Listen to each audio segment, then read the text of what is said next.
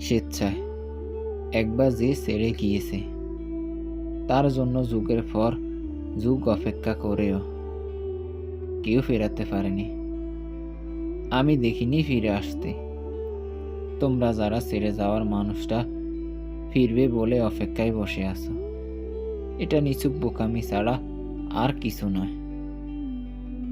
মৃত্যুকে আমরা যেমন ভয় পাই, কখন যেন ফানটা নিয়ে হাজির হবে আজরাইল।